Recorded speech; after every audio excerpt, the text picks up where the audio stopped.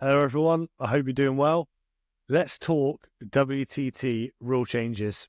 So, cast your mind back a couple months or so ago, and the current Olympic champions, Meng and Zhendong, announced their shock, premature retirement from world table tennis and their instant removal, therefore, from the international rankings.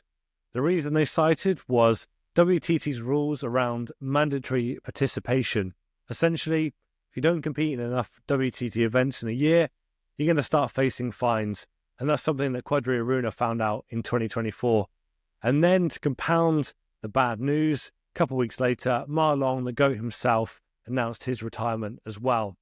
Essentially, competing in world table tennis didn't make financial sense for the world's top players. And at the time, I thought this was a news story that's not going to go away. This is an existential crisis for world table tennis. If they can't hold on to the world's best players, then something is wrong. Now, from WTT's perspective, I can understand they need rules in place to ensure that when they go to sponsors, to event organizers, to broadcasters, they can say, at your event or the event you're going to broadcast, we're going to have the world's best players competing in these competitions. You can guarantee it's going to be the best of the best. People are going to want to watch this. Now, unfortunately, these rules, instead of encouraging players to play, they have pushed away the best players in the world. Well, as predicted, I'm going to give some credit to Chica Table Tennis as well. He predicted it too. WTT has announced a whole raft of changes to the structure of world table tennis. Now, I'll just quickly go through some of those important rules that they've changed. I'm not going to go through everything. The first up is around mandatory participation. They've announced that there is no mandatory participation for Grand Smash events effective immediately. And they've also announced that players are allowed to miss out on at least a couple of WTT Champions events in a year as well. So they've taken away some of the stick to encourage players to play, and they've increased the carrot. The carrot is now bigger. They've announced an extra $1 million worth of prize money across the year.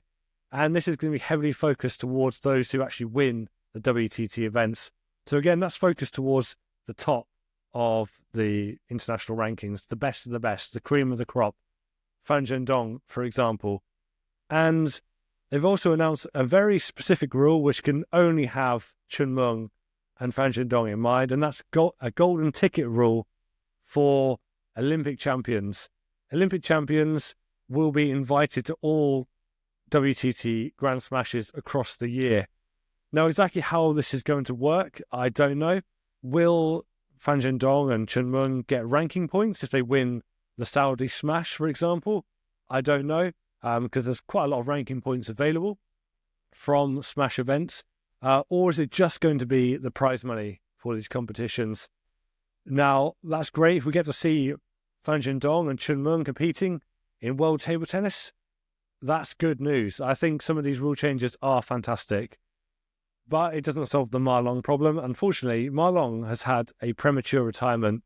What we should have had for Ma Long is a final tournament, maybe a Smash, maybe a World Championship, where Ma Long competes. He gets to say farewell to the fans, a proper goodbye.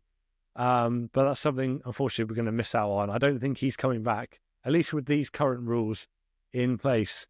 Some sections of the table tennis community love to criticize world table tennis, and quite rightly a lot of the time, particularly with these mandatory participation rules. But I think this is good news. It shows that they maybe do listen to the players. I think this is a good example of player power. People like Zhendong, I think they've realized that how much power they actually have in the game. They are a major attraction for fans, for sponsors, and if they don't compete in competitions, world table tennis is going to listen. Now, it could be just that they've had a crisis moment and they've realized they need to do something. It could be that, but I'm going to give them the benefit of the doubt. I'm going to say this is a well-meaning rule change. Possibly it doesn't go far enough. I think it's really hard for those players who are not at the elite of the game, who aren't winning those big prize monies, to compete on the world tour, because they they can't guarantee a wage.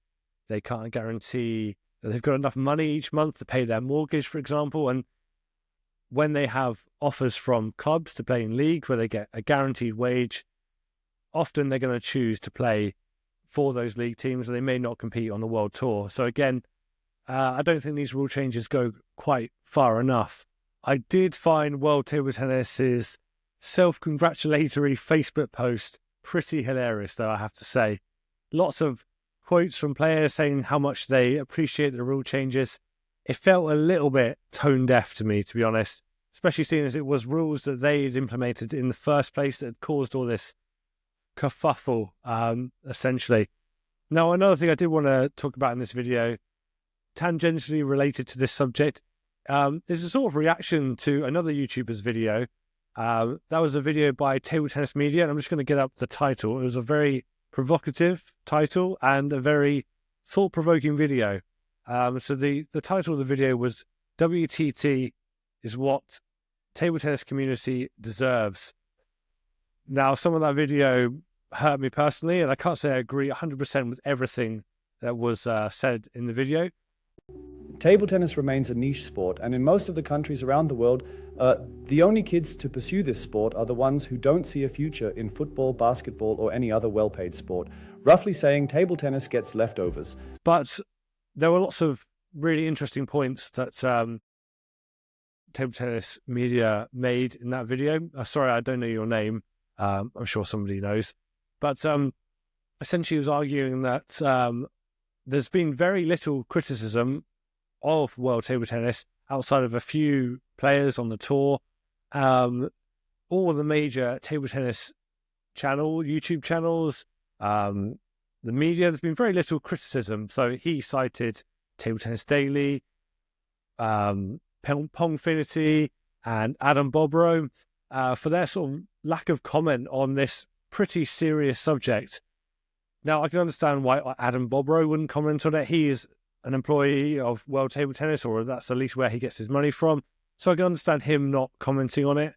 So I will forgive him in that sense. But it does highlight a huge problem for table tennis, I think, anyway, is that there's a real lack of independent journalism, independent thought, independent opinion on what happens in World Table Tennis. At the moment, all of the broadcasts of the World Table Tennis events are created by World Table Tennis. So they have their own employees commentating.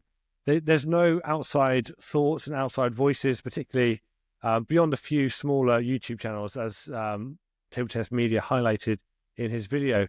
I think about football, soccer, whatever you want to call it, and let's say you're watching a match, a Premier League match, and it's not the Premier League that's in charge of what is broadcast about the match. It is Sky Sports, it is TNT Sports, and their commentators, their journalists, the ex-pros speaking about the game, and they feel free to be critical about the sport. So when we're watching table tennis, essentially what we're getting is World Table Tennis propaganda to some extent. And I think that's bad.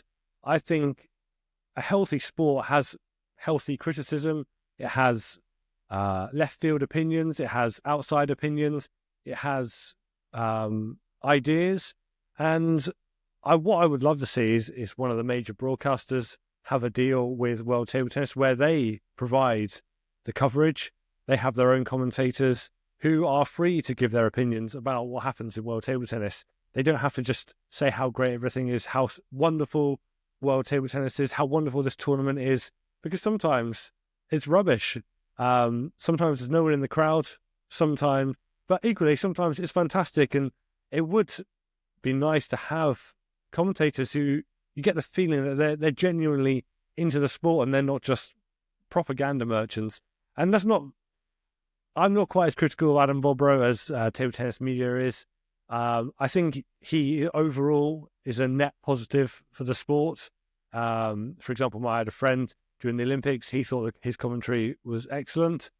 But yeah, it would be nice to have some new opinions, new commentators, maybe some rogue commentators.